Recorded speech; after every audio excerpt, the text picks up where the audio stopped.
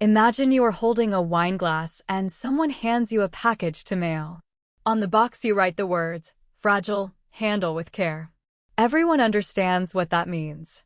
The glass hates being shaken, dropped, jostled, or left in the back of a truck on a bumpy road. Disorder is its enemy. Now here is the question that started an entire book. What word would you write on a package containing the opposite of that wine glass? Not something unbreakable. Not something that survives the trip in exactly the same condition it started. Something that arrives at its destination better than when it left. Something you would want to shake. Something for which you would write, "Please mishandle, please drop, please leave out in the rain."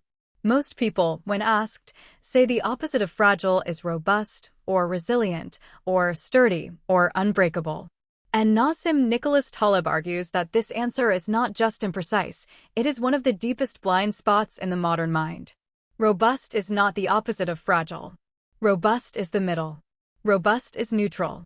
The robust thing takes the shock and stays the same, which puts it exactly halfway between the thing that breaks and the thing that improves. The missing word, he says, does not exist in most languages, and its absence is not an accident of vocabulary. It is a symptom. If you have no name for a category, you cannot see it, you cannot design for it, and you will systematically build a world that lacks it. So he made a word up. Antifragile. His central image for it is a single line near the beginning of the book, and it is the kind of sentence that lodges in your memory whether you agree with the rest of the argument or not. Wind extinguishes a candle and energizes fire. Same wind. Same volatility. Two completely opposite responses. And once you start looking for that distinction, you begin to see it everywhere. In your body, in your career, in the way governments respond to crises, in the way companies plan, in the way you personally have organized your life to avoid ever being shaken. Nassim Nicholas Taleb was born in Lebanon and has lived for most of his adult life in and around New York. That biographical detail matters more than it usually would because he grew up watching a country that looked stable, cosmopolitan, and permanent dissolve into a long civil war that essentially nobody had forecast. The formative experience of his life was not a theory about uncertainty. It was uncertainty arriving in person. Before he was a writer, he spent about 21 years as a risk taker, a quantitative trader, a specialist in derivatives, a hedge fund manager. This is not a small point either. Taleb did not arrive at his ideas about risk from a seminar room. He arrived at them from a position where being wrong about the tails of a probability distribution cost real money on a specific Tuesday afternoon. He holds a doctorate from the University of Paris and an MBA from the Wharton School, and he later became Distinguished Professor of Risk Engineering at the NYU Tandon School of Engineering. He also wrote a genuinely technical book on derivatives called Dynamic Hedging, published in 1997, which is worth mentioning because readers who dismiss him as a mere polemicist often do not realize there is a mathematical spine underneath the essays. Antifragile, with the subtitle Things That Gain from Disorder, was published by Random House in late November of 2012, with a paperback edition following in January of 2014 at just over 540 pages. It belongs to a larger project that Taleb calls the Inserto, a multi-volume investigation into opacity, luck, uncertainty, probability, human error, risk, and decision-making in a world we do not understand. The other volumes are Fooled by Randomness, The Black Swan, The Bed of Procrustes, and Skin in the Game. They are not sequels in the conventional sense. They are more like repeated passes over the same territory from different angles, and Taleb has said the volumes can be read in any order. That context explains something important about how this particular book fits. Fooled by Randomness was about how we mistake luck for skill. The Black Swan was about the rare, unpredictable, high-impact events that dominate history and that our models systematically miss. Both are, in a sense, diagnostic. They tell you what is wrong with how you see the world. Antifragile is the constructive volume. It is Taleb's attempt to answer the obvious follow-up question. Fine, the world is more random than we admit, and the big events are unforecastable. So, what exactly are we supposed to do on Monday morning? His answer is that you stop trying to predict and you start engineering your exposure. If you cannot know what is coming, you can still decide, in advance, what a surprise does to you. That shift from prediction to exposure is the hinge of the whole book. Structurally, Antifragile is organized into 7 parts that Taleb calls books, plus an extensive notes section. They move roughly from an introduction to the core concept into a critique of how modernity denies and suppresses antifragility, into a non-predictive way of operating in the world, then into optionality and technology, then into the mathematics of nonlinearity, then into knowledge by subtraction, and finally into ethics. He has said the book is written at 3 levels, with the primary one being literary and philosophical, carried by parables and illustrations rather than by technical argument. The technical material is deliberately pushed to the margins and appendices. This is why the reading experience swings between aphorism, memoir, insult, ancient history, and the occasional graph. The organizing device of the book is a 3-part classification that Taleb calls the Triad. Everything, he suggests, can be sorted by how it responds to volatility, stress, disorder, randomness, and time. The first category is the fragile. Fragile things are harmed by volatility. They have a lot to lose and comparatively little to gain from a surprise. Taleb attaches the image of the sword of Damocles to this category, a life of comfort suspended under a blade held by a single hair, where the downside is total and arrives without notice. The fragile thing prefers tranquility, and its preference for tranquility is precisely what makes it dangerous, because tranquility is not available in the long run. The second category is the robust. Robust things resist shocks and stay the same. Taleb's image here is the phoenix, which is destroyed and rises again unchanged. Robustness is genuinely valuable.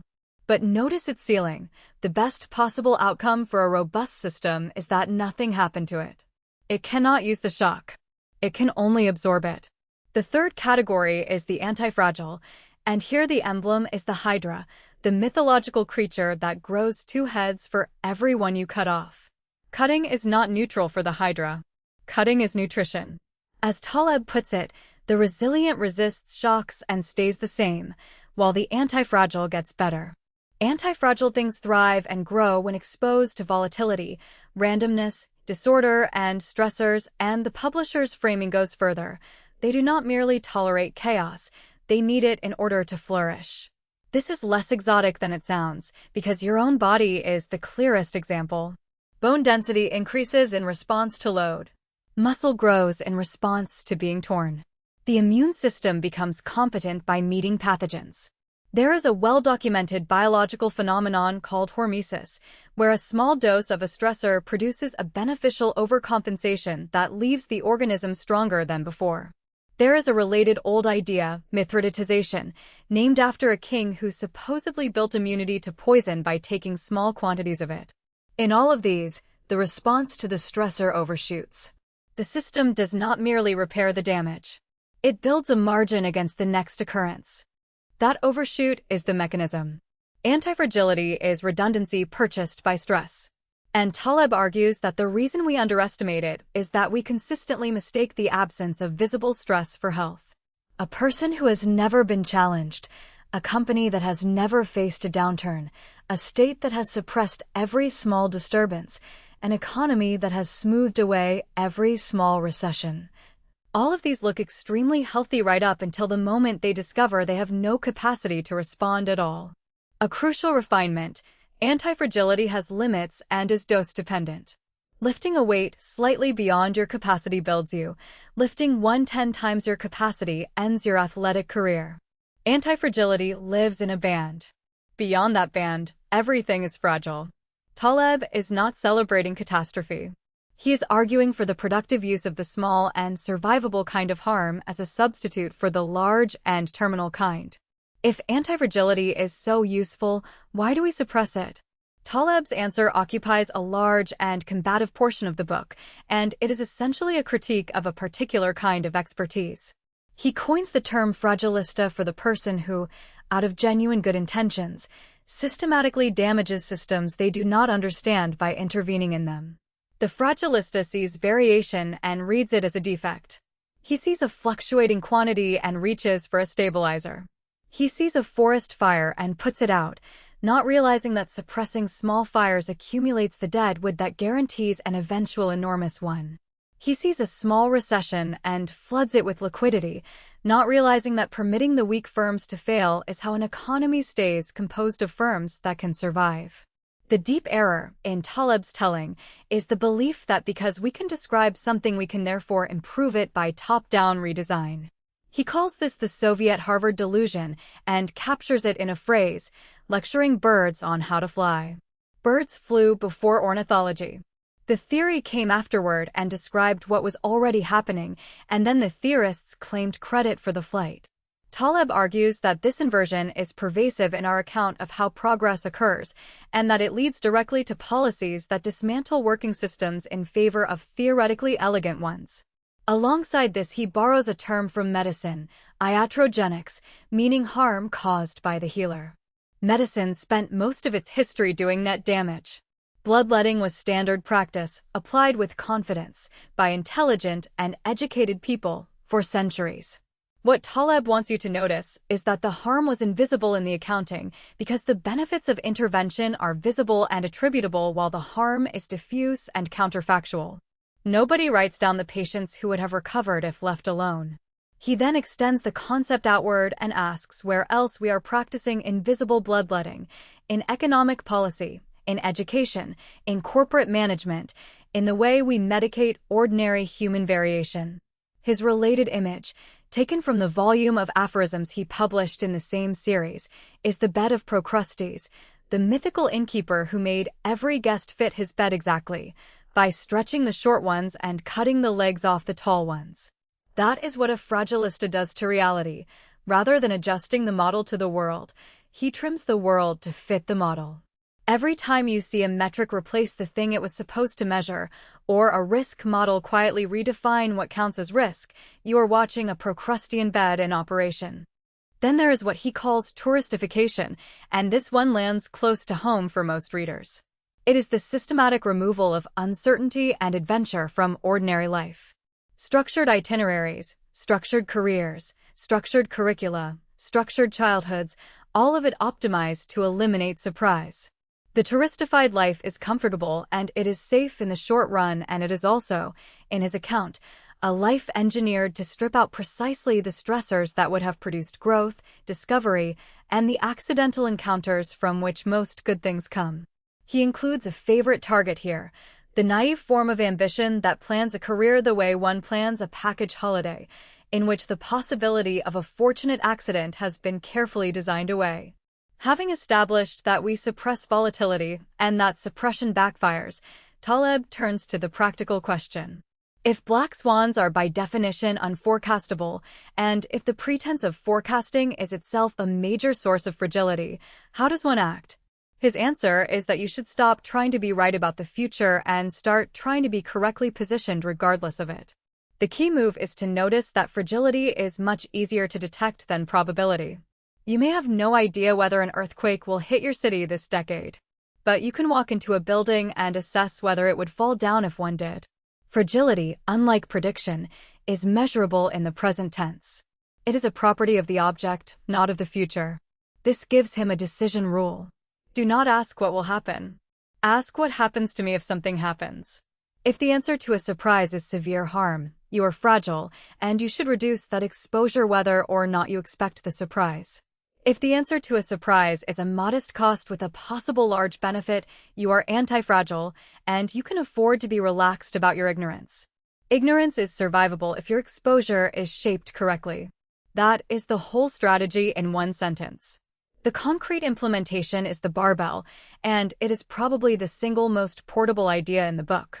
A barbell strategy means combining extreme safety in most of your exposure with extreme, but strictly capped, aggression in a small remainder, while deliberately avoiding the middle.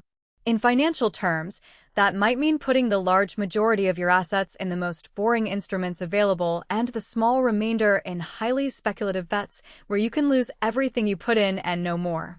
What you specifically avoid is the medium risk middle, because the middle is where you carry meaningful downside without a compensating explosive upside, and it is also where risk is most often mismeasured. The logic generalizes far beyond money. A writer with a stable, undemanding day job and total creative freedom in the evenings is running a barbell. A scientist with tenure making wild conjectures is running a barbell. A person who eats carefully most days and feasts occasionally is running a barbell, and Taleb argues this is closer to how humans historically ate than the smooth, 3 identical meals a day regime we invented. In each case, the structure caps the downside at something you can absorb and leaves the upside uncapped. That asymmetry is what he means by antifragility in practice. It is not about courage or appetite for risk. It is about the shape of the payoff. Notice what the barbell also protects you from: your own errors of estimation. If your safe portion is genuinely safe and your risky portion is small enough that its total loss is survivable, then it does not matter very much that your model of the world is wrong, and it will be wrong. The barbell is robustness to being mistaken. That is a different and more honest ambition than accuracy. The 4th movement of the book is where Taleb builds the positive engine of antifragility, and the key word is optionality. An option, in the technical sense he knows well, is the right to do something without the obligation to do it. You pay a small, known price for the ability to take an action later only if it turns out to be advantageous. Options are asymmetric by construction: bounded loss, unbounded gain. And Taleb argues that optionality, not intelligence, is the actual mechanism of most human progress. He reaches back to a very old story for this. Thales of Miletus, the ancient philosopher, is said to have secured the rights to use the local olive presses ahead of a harvest season for a modest fee. When the harvest came in large, the presses were in enormous demand and he profited. The moral usually attached to this tale is that the philosopher proved he could get rich if he wanted to. Taleb's reading is different and sharper. Thales did not need to know that the harvest would be good.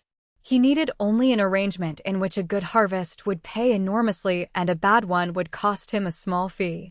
He converted an unknowable forecast into a favorable exposure. That is optionality, and knowledge was not the active ingredient. From here Taleb makes his most contested historical claim that the standard story of innovation, in which academic science discovers principles that engineers then apply, runs backwards more often than we admit. His counter-narrative is that a great deal of technology emerged from tinkering, from trial and error by practitioners with skin in the game, from serendipity and stubbornness, and that formal theory frequently arrived afterward to explain and take credit for what tinkerers had already built. The steam engine, in this account, owes rather more to practical mechanics than thermodynamics owes to it, and rather less than the textbooks suggest. Whether or not you accept every historical case, the structural argument stands on its own. Trial and error with small, survivable errors and large, retained successes is itself an option, and it works without any theory of why. This gives him a striking reframing of failure. In a system with correctly shaped payoffs, errors are not costs, they are information purchased cheaply. A restaurant industry in which restaurants fail constantly is an industry that is, as a system, extremely good, because the failures are local and the lessons are systemic. An airline industry in which each crash produces investigation and permanent procedural change is an industry that becomes safer because of its accidents. In both cases, the individual unit is fragile and the aggregate is antifragile, and Taleb insists this is not a coincidence, but a requirement. The antifragility of the whole is built out of the mortality of the parts. Evolution works this way. So do markets, when they are permitted to. He extends this to a phrase that has become widely used: nature loves small errors. Small errors are how a complex system learns without dying.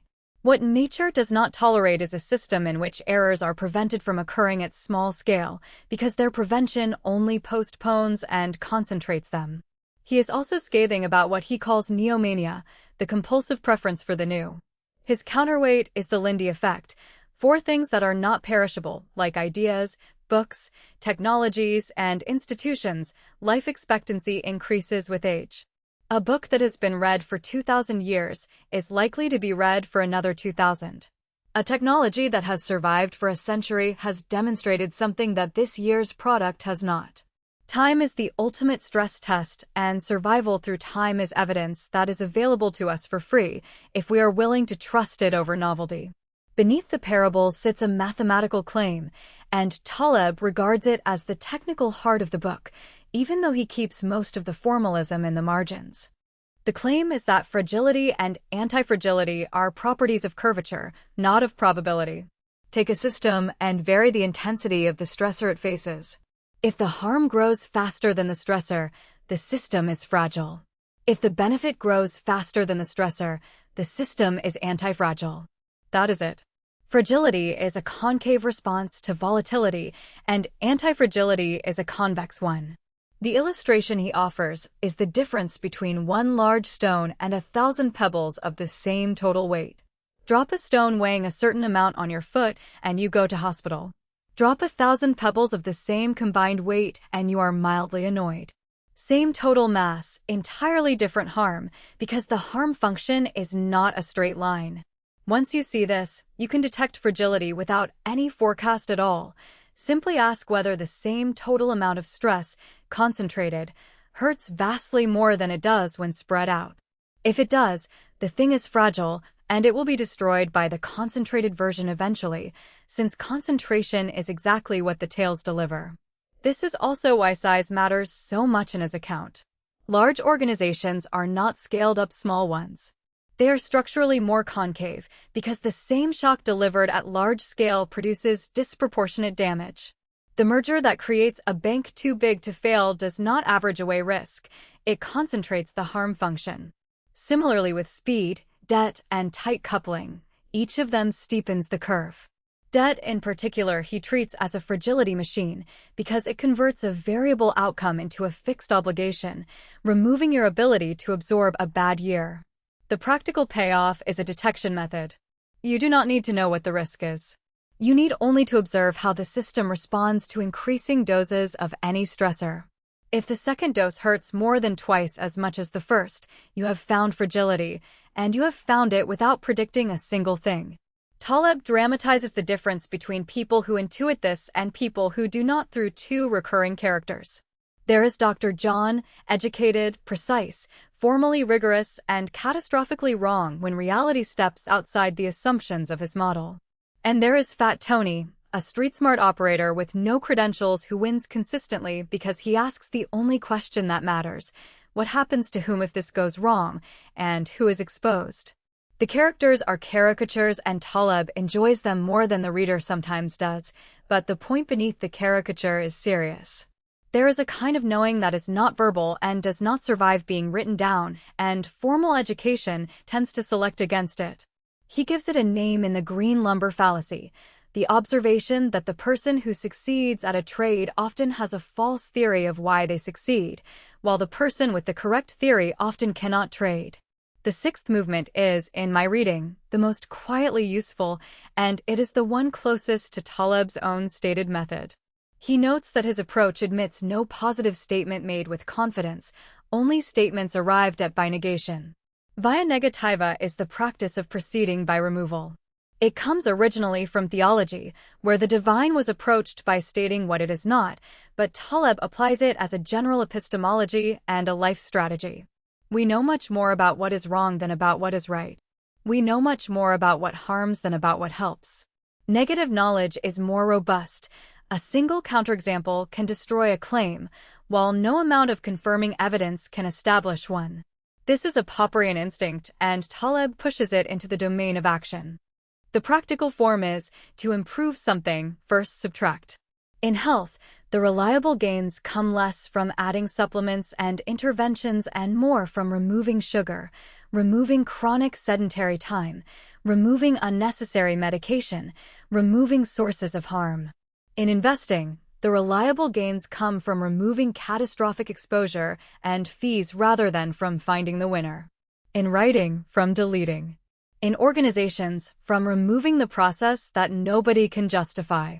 In one's life, from removing the obligations, relationships, and commitments that quietly generate fragility. He makes a related point about medicine that is easy to misread, so it is worth stating carefully. He is not against intervention. He argues for an asymmetry in the threshold for intervening.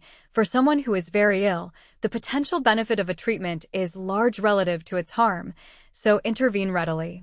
For someone who is mildly out of range, the potential benefit is small while the harm from iatrogenics is not, so the burden of proof on the intervention should be much higher. The severity of the condition should set the aggressiveness of the response. This is a rule about convexity applied to health, and it generalizes to policy. Intervene hard in genuine emergencies and leave functioning systems alone. Subtraction also explains his affection for what has survived. If you cannot know what is good, you can at least remove what time has already rejected and keep what time has kept. Combined with Lindy, via Negativa becomes a workable heuristic for a person who admits they cannot forecast. Remove the fragilities you can identify, keep the old things that have proven themselves, and let the remaining uncertainty work in your favor. The final movement turns moral, and it is where Taleb's argument stops being merely analytical and starts making a demand. His observation is that fragility and antifragility can be separated between parties. One person can capture the upside of a risk while another absorbs the downside. And once that separation exists, the system will produce disaster reliably because the person making the decision has no reason to care about the tail. He gives this an unforgiving name, describing an arrangement where an executive collects large bonuses in the good years and, when the losses arrive, keeps the accumulated compensation while the taxpayer, or the shareholder, absorbs the collapse. There is no clawback. The gains were real and the losses were someone else's. Taleb's ethical rule is direct. Do not take the upside of a risk unless you also carry its downside. Skin in the game is not a moral nicety in his account, it is a filter. It is the only known mechanism for keeping the incentives of forecasters, advisors, executives, and policymakers connected to reality, because it removes the option of being wrong without cost. He points to ancient examples, including the principle that a builder be held liable for the collapse of the house he built, and he notes with approval that the professions with genuine liability tend to be the professions where confidence is disciplined. This is also his answer to the problem of expertise. He is not, despite appearances, hostile to knowledge. He is hostile to unaccountable prediction.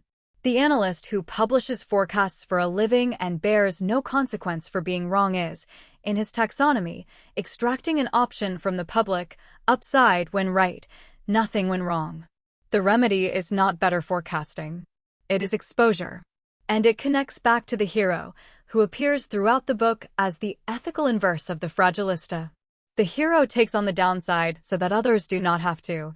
The entrepreneur who fails and loses their own capital has contributed to the anti-fragility of the system.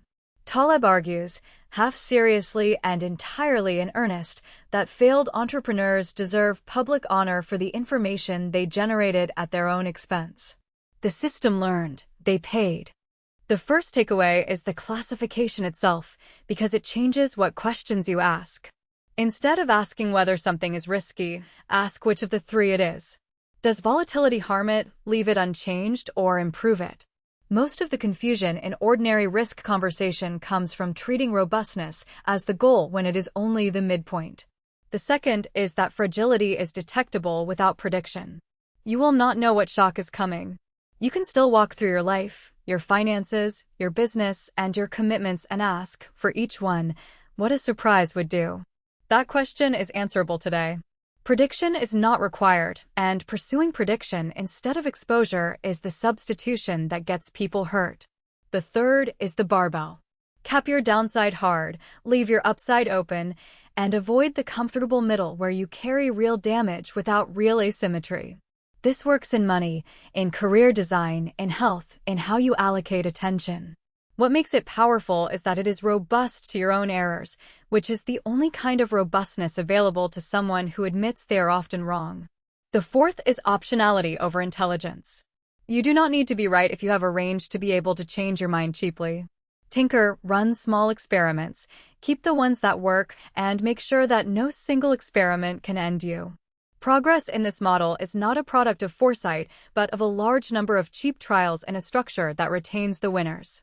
The fifth is that suppressing small stressors manufactures large ones. Forest fires, market corrections, political disagreements, muscular strain, immune challenge.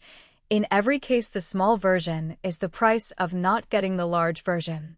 Whenever you see an institution proudly eliminating all variation, ask where the accumulated variation is going, because it is going somewhere. The sixth is via Negativa.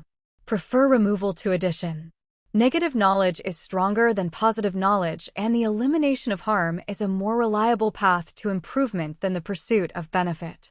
Apply a higher burden of proof to interventions when the condition is mild and a lower one when it is severe. The seventh is Lindy. For non-perishable things, age is evidence. The old book, the old technology, the old practice has passed a test that the new one has not yet taken. This is not conservatism for its own sake. It is a way of borrowing the results of an experiment that has already been run at enormous scale. And the eighth is skin in the game. Judge advice, forecasts, and institutions by who absorbs the loss. Any arrangement in which the decision-maker keeps the upside and transfers the downside will produce catastrophe, not because the people involved are wicked, but because the structure has removed the feedback that would have corrected them. It would be dishonest to present this book as universally admired, and the honest criticisms are worth stating. Antifragile is long, digressive, and repetitive by design. The same insight returns in a new costume many times. Taleb is combative, names opponents, and spends real page count on contempt that does not advance the argument, which for some readers is bracing and for others is exhausting. The concept itself resists clean falsification, since almost any outcome can be narrated after the fact as evidence of fragility or anti-fragility correctly detected. And a framework that explains everything explains slightly less than it appears to. And the historical claim that tinkering matters more than theory is stated far more confidently than the evidence strictly supports. But I think the criticisms mostly concern the delivery, and the core is durable. What Taleb has done is give a name to a category that our language quietly omitted, and the naming does real work. Once you have the word, you cannot stop noticing the systems around you that have been carefully optimized for a world without surprises, and you cannot stop noticing that the world keeps supplying them anyway. The practical inheritance of the book is not a set of predictions. It is a change in the object of attention. Stop asking what will happen and start asking what you are exposed to. Stop admiring smoothness and start being suspicious of it. Stop trying to become someone who is never shaken, and start becoming someone for whom being shaken is survivable and occasionally useful. Accept the small errors so you never have to meet the large one. The candle and the fire face the same wind. The wind is not the variable. What you are is the variable. And unlike the weather, that part is yours to build.